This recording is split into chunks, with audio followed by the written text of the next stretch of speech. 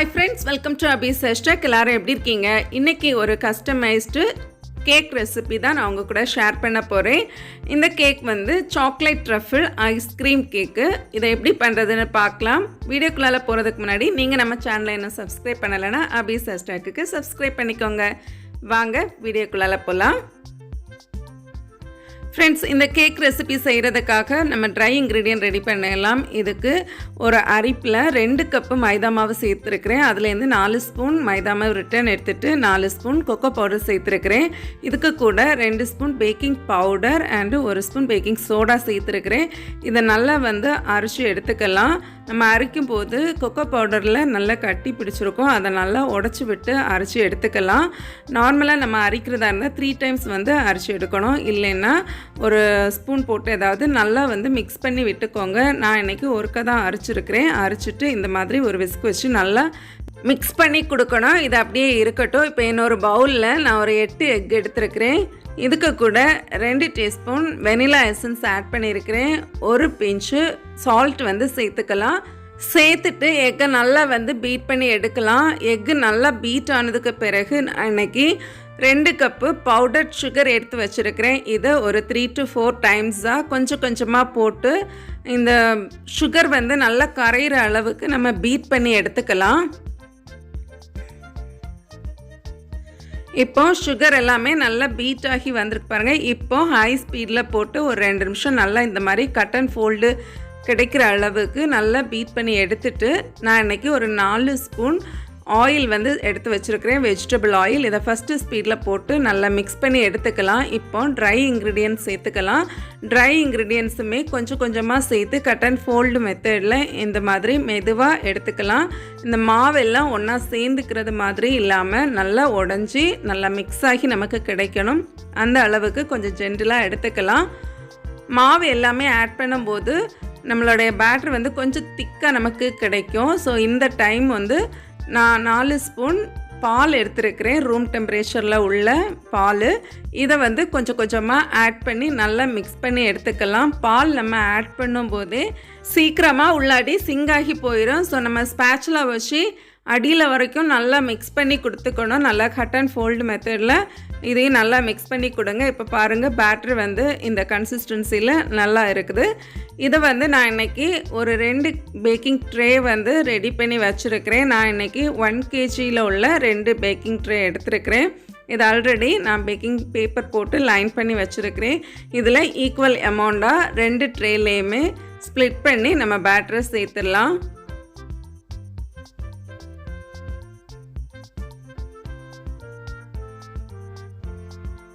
இப்போ இதை நல்லா டேப் பண்ணி கொடுத்துக்கலாம். கொடுத்துட்டு ஒரு ஸ்கியூவர்ஸ் ஆர் கரண்ட் ஏதாவது வச்சு இந்த மாதிரி கொஞ்சமாக மிக்ஸ் பண்ணி கொடுத்துக்கோங்க. உள்ளாடி ஏதாவது ஏர் பபிள்ஸ் இருந்தாலுமே ரிலீஸ் ஆகி நமக்கு கிடைக்கும். இப்போ நல்லா மிக்ஸ் பண்ணி கொடுத்துட்டு நான் ஆல்ரெடி 180 டிகிரி செல்சியஸில் 10 மினிட்ஸ் ப்ரீ ஹீட் பண்ணி வச்சுருந்த அவனில் நான் போட்டு ஒரு 55 மினிட்ஸ் எனக்கு எடுத்துச்சு. குக்காகி கிடைக்கிறதுக்கு ஒரு சூப்பரான சாக்லேட் பேஸ் கேக் நமக்கு ரெடி ஆகிடுச்சு. இதை இப்படியே நல்லா ஆற விட்டுட்டு சைடில் எல்லாம் கொஞ்சமாக ரிலீஸ் பண்ணிவிட்டு இதை ஒயர் ரேக்கில் எடுத்து வச்சிடலாம். அப்போ அடி போர்ஷனுமே நல்லா நமக்கு ஆறி கிடைக்கும். நான் இந்த கேக் பண்ணுறதுக்கு ஒரு நாளைக்கு முன்னாடியே ஸ்பாஞ்ச் ரெடி பண்ணி வச்சுட்டேன். இதை நல்லா ஆறினதுக்கு பிறகு கிளிங் ரேப்பில் எடுத்து நம்ம ஃப்ரிட்ஜில் வச்சுட்டோன்னா கேக் நமக்கு ரெடியாக இருக்கும். நெக்ஸ்ட் டே ஐசிங் பண்ணுறதுக்கு எல்லாமே நமக்கு கம்ஃபர்ட்டாக இருக்கும். இப்போ நான் 2 கேக்கையுமே இதே மாதிரி ஒரு ரேக்கில் போட்டு வச்சாச்சு. இப்போ நெக்ஸ்ட் டே நம்ம ஐஸ்கிரீம் செய்கிறதுக்கு நான் ரெடி பண்ணியிருக்கிறேன். இதுக்கு 2 கப்பு விப்பிங் க்ரீம் எடுத்துருக்கிறேன். 2 ஸ்பூன் வெனிலா எசன்ஸ் ஆட் பண்ணியிருக்கிறேன். இதை நல்லா பீட் பண்ணிடலாம். ரொம்ப ஸ்டிஃப் பீக் கன்சிஸ்டன்சி வர வேண்டாம். கொஞ்சம் திக்காகுறது வரைக்கும் நல்லா பீட் பண்ணி எடுத்துக்கலாம். இந்த அளவுக்கு நல்லா பீட் ஆனதுக்கு பிறகு நான் இன்றைக்கி ஐஸ்கிரீம் நம்ம மேக் பண்ண போகிறோம். இதுக்கு 1 கப்பு கண்டென்ஸ்டு மில்க் ஆட் பண்ணியிருக்கிறேன். கண்டென்ஸ்டு மில்க்கு சேர்த்துட்டு இதையுமே லைட்டாக மிக்ஸ் பண்ணி கொடுத்துக்கலாம். அதுக்கப்புறம் நம்ம இன்றைக்கி சாக்லேட் ட்ரஃபிள் கேக்கானனால சாக்லேட் ஐஸ்கிரீம் தான் செஞ்சுருக்கிறேன். இதுலேயுமே 1 கப்பு மெல்டட் சாக்லேட் ஆட் பண்ணி ஜஸ்ட் லைட்டாக பீட் பண்ணி எடுத்துக்கலாம். இப்போ நம்மளுடைய ஐஸ்கிரீமும் ரெடியாக இருக்குது பாருங்கள். ஃபைனலாக ஸ்பேச்சுலா வச்சு ஒருக்கா மிக்ஸ் பண்ணி அது தனியாக வச்சுக்கோங்க. இப்போ நம்ம 2 கேக்கையுமே நான் 3 பீசஸாக 6 பீஸ் எடுத்து தனியாக கட் பண்ணி வச்சுருக்கிறேன்.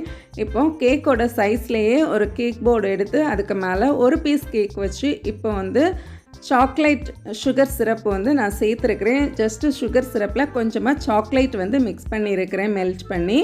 இப்போ நம்ம எடுத்து வச்சுருந்த ஐஸ்கிரீமையுமே வந்து அதுக்கு மேலே வந்து ஒரு லேயர் வந்து நம்ம கொடுத்துக்கலாம். நான் இன்றைக்கி பைப்பிங் பேக்கில் போட்டு பண்ணுறதுனால நம்மளுடைய ஐஸ்கிரீம் திக்னஸ் நமக்கு எவ்வளோ நம்ம கொடுத்துருக்குறோம் அப்படிங்கிறதுக்கு கரெக்டாக மெஷர்மெண்ட் வந்து இருக்கும். அதுக்காக தான் நான் பைப்பிங் பேக்கில் வச்சு இன்றைக்கி கொடுத்துருக்குறேன்.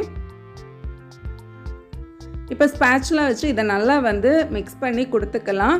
இப்போ இதுக்கு மேலே வந்து கொஞ்சமாக சாக்லேட் சிரப் வந்து ஆட் பண்ணியிருக்கிறேன்.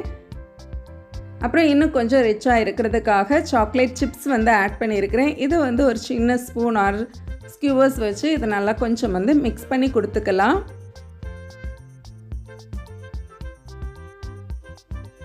அப்புறமா நெக்ஸ்ட் லேயர் கேக்கையுமே இதில் வச்சு நம்ம எப்படி வந்து சுகர் சிரப் கோட் பண்ணோமோ அதே மாதிரி சுகர் சிரப் கோட் பண்ணி அதுக்கு மேலே ஐஸ்கிரீம் போட்டு சாக்லேட் சிரப்பு சிப்ஸ் எல்லாமே இதே மாதிரி நான் எல்லா லேயருக்கும் கொடுத்துருக்குறேன். நார்மலாக நம்ம ஐஸ்கிரீம் கேக் செய்யும்போது சின்ன சைஸாக செய்யும்போது நம்ம டின்லையே நம்ம இதை செட் பண்ணுவோம். நான் இன்றைக்கி வந்து கொஞ்சம் டால் கேக் மாதிரி செய்ய இருக்கிறதுனால ஒரு டின்னில் நமக்கு இது வந்து ஸ்பேஸ் வந்து கரெக்டாக இருக்காது. அதனாலேயே நான் இன்றைக்கி கேக்கோட சைஸ்லேயே கேக் போர்டு எடுத்து அதில் செட் பண்ணி வச்சுருக்கிறேன். ஃபைனலாக நமக்கு வந்து ரேப் பண்ணுறதுக்கு ஈஸியாக இருக்கும் ஃப்ரீசரில் வைக்கிறதுக்கும்.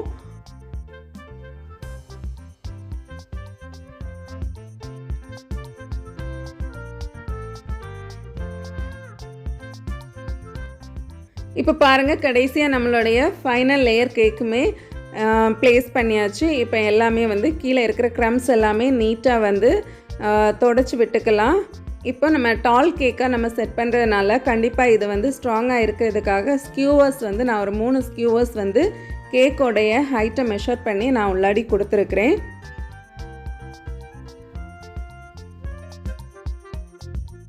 இப்போ நம்ம ஸ்கியூவர்ஸ் வச்ச இடத்துல கொஞ்சமாக க்ரீம் அப்ளை பண்ணிவிட்டு இதை நல்லா நீட்டாக ஃபினிஷ் பண்ணி எடுத்தாச்சு. இப்போ நம்ம ஐஸ்கிரீம் கேக்காக இருக்கிறதுனால இதை கண்டிப்பாக வந்து ஃப்ரீசரில் தான் நம்ம ஒரு 6 to 8 hours வந்து ஃப்ரீசரில் செட் பண்ணி எடுக்கணும். இதுக்காக நான் இன்றைக்கி நம்ம கேக் போர்டோடு சேர்த்து கிளிங் ரேப் போட்டு எல்லா இடமும் கவராகி இருக்கிறது மாதிரி ரேப் பண்ணி எடுத்துக்கலாம். இது நம்ம டால் கேக்காக நம்ம செய்யும்போது அதை தூக்குறதுக்கெல்லாம் கொஞ்சம் கஷ்டமாக இருக்கும். கண்டிப்பாக யாராவது ஒரு ஆளுடைய சப்போர்ட்டு கேட்டுக்கோங்க. இப்போ பாருங்கள், நீட்டாக வந்து ரேப் பண்ணி ஒரு 6 to 8 hours ஃப்ரீஸ் பண்ணி எடுத்துக்கோங்க. நான் இப்போ ஃப்ரீஸ் பண்ணதுக்கு பிறகு உங்களுக்கு ஓப்பன் பண்ணி காமிக்கிறேன் பாருங்கள்.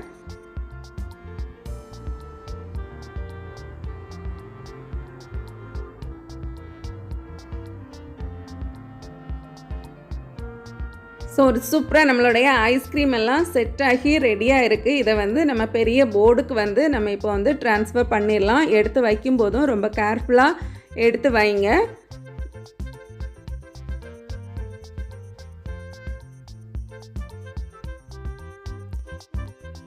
இப்போ நம்ம டெக்கரேஷன் பண்ணுறதுக்காக அவுட் சைட் க்ரம் கோட் கொடுக்கறதுக்காக நான் ஒயிட் கலர் விப்பிங் க்ரீம் தான் ரெடி பண்ணி வச்சுருந்தேன். இப்போ அதை வந்து ஒரு லேயர் வந்து எல்லா இடமுமே கொடுத்துக்கலாம். கொடுத்துட்டு நம்ம க்ரம் கோட் வந்து இதில் சூப்பராக ரெடி பண்ணி எடுத்துக்கலாம். க்ரம் கோட்டுமே நல்லா ஷேப்பெல்லாம் பண்ணி எடுத்துகிட்டு இதுக்கு அவுட் சைடில் இருக்கிற க்ரீம்ஸ் எல்லாம் நல்லா க்ளீன் பண்ணி எடுத்துகிட்டு ஒரு 1/2 hour ஃப்ரிட்ஜில் வச்சு நான் மெயின் கோட்டும் கொடுத்து எடுத்துருக்கிறேன். மெயின் கோட் வந்து லைட்டாக எல்லோயிஷ் கலராக மைல்டாக கொடுத்துருக்குறேன். உங்களுக்கு எவ்வளோ டிஃப்ரெண்ட் தெரியுதுன்னு தெரியலை. இப்போ இதுக்கு மேலே நான் இன்றைக்கி வந்து டெக்கரேஷன் ஸ்டார்ட் பண்ணிடலாம். அதுக்காக நான் இன்றைக்கி சாக்லேட் பால்ஸ் தான் வந்து ரெடி பண்ணி எடுத்துருக்கிறேன்.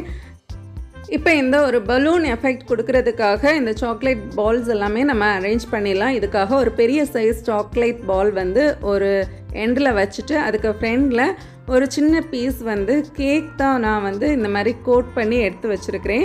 அதையும் ப்ளேஸ் பண்ணிவிட்டு இதை சுற்றி வந்து நம்ம நிறைய பால்ஸ் வந்து குட்டி பால்ஸு பெரிய பால்ஸ் அந்த மாதிரி டிஃப்ரெண்ட் சைஸஸ் ஆஃப் பால்ஸ் வந்து இதில் வந்து சுற்றி வச்சு நம்ம எடுத்துக்கலாம். அப்போ வந்து அது பார்க்குறதுக்குமே ஒரு பலூன் எஃபெக்ட் சூப்பராக இருக்கும். ஃபைனலாக பர்த்டே பேபியோட பேர் அப்புறம் 2 அழகான க்யூட்டான ரேபிட்டும் ப்ளேஸ் பண்ணி ஒரு ரேபிட் வந்து அந்த பால்ஸ் எல்லாம் ஹோல்டு பண்ணி இருக்கிறது மாதிரி ஒரு எஃபெக்ட் கொடுத்து ஃபினிஷ் பண்ணியாச்சு. இதுதான் வந்து ஃபைனலாக நம்மளுடைய கேக் இப்படி தான் இருந்துச்சு. இனி கடைசியாக வந்து இதுக்கு கொஞ்சமாக வந்து ஸ்ப்ரிங்கிள்ஸ் ஒர்க் மட்டும் கொடுத்துருந்தேன். அது வந்து கொஞ்சம் pink colour sprinkles, golden colour sprinkles வச்சு பர்த்டே பேபியோட நம்பர் அண்ட் பர்த்டே டாப்பரும் வச்சு கேக்கை வந்து சூப்பராக கம்ப்ளீட் பண்ணி எடுத்தாச்சு. இவ்வளோ தான் ஃபைனலாக நம்மளுடைய கேக் பார்க்குறதுக்கு இப்படி தான் இருந்துச்சு. ஸோ ஃபைனலாக நம்மளுடைய customised chocolate truffle ice cream cake வந்து சூப்பராக இப்படி தான் இருந்தது. ஃப்ரெண்ட்ஸ், இந்த வீடியோ உங்கள் எல்லாருக்குமே பிடிச்சிருக்குன்னு நினைக்கிறேன். வீடியோ பிடிச்சிருந்தா மறக்காமல் லைக் பண்ணுங்கள், உங்கள் ஃப்ரெண்ட்ஸ் அண்ட் ஃபேமிலிக்கு கூட ஷேர் பண்ணுங்கள். நான் ஒரு இன்ட்ரெஸ்டிங்கான வீடியோவில் உங்களை மீட் பண்ணுறேன். அது வரைக்கும் பாய், டேக் கேர்.